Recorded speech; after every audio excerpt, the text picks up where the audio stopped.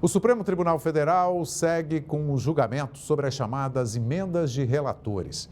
Ministros ainda vão votar, mas o tribunal já formou maioria para a suspensão de pagamentos de emendas que são determinadas pelo relator da Lei Orçamentária Anual. A repórter Márcia Fernandes, ao vivo de Brasília, explica essa questão para a gente. Oi, Márcia, boa tarde.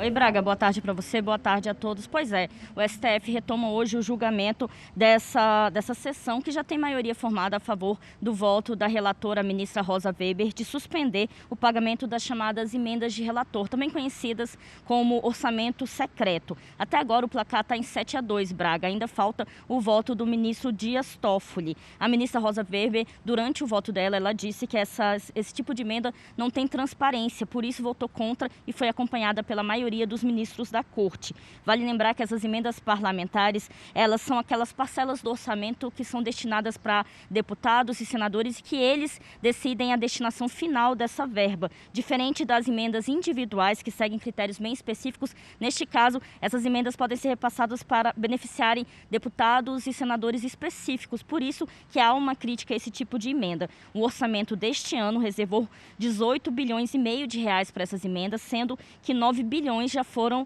liberados. A Advocacia Geral da União, a AGU, e o Congresso Nacional já se manifestaram a favor desse tipo de emenda, mas até agora, segundo a votação do STF, isso vai ser derrubado. Mas isso ainda pode mudar, porque até o final dessa votação hoje à noite, algum ministro pode mudar o voto, ou pode pedir vista, ou ainda pedir para que esse voto seja dado, essa votação seja feita em destaque, esse julgamento seja feito em destaque dentro do plenário de forma presencial. Olha, no voto, a ministra Rosa Weber disse que essas emendas poderiam ser usadas para uso político. Inclusive, a oposição acusa o governo federal de usar esse tipo de emenda para facilitar certas votações dentro do Congresso Nacional. Inclusive, a da PEC dos precatórios, que foi votada ontem, foi aprovada ontem, em segundo turno, na Câmara dos Deputados. Vamos ver agora uma reportagem sobre como foi essa votação da PEC dos precatórios ontem.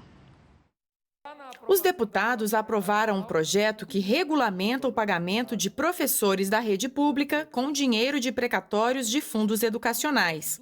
Em seguida, o plenário da Câmara rejeitou 2 destaques à PEC dos precatórios e manteve a possibilidade de credores usarem os precatórios para pagar dívidas de tributos, comprar imóveis públicos e ações de empresas públicas.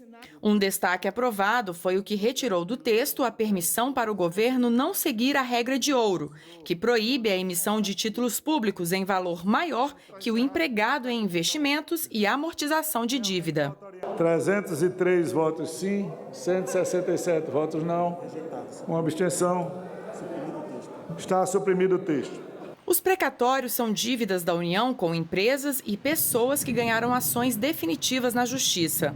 O texto base, aprovado na última quinta-feira, limita o pagamento anual de precatórios até 2036.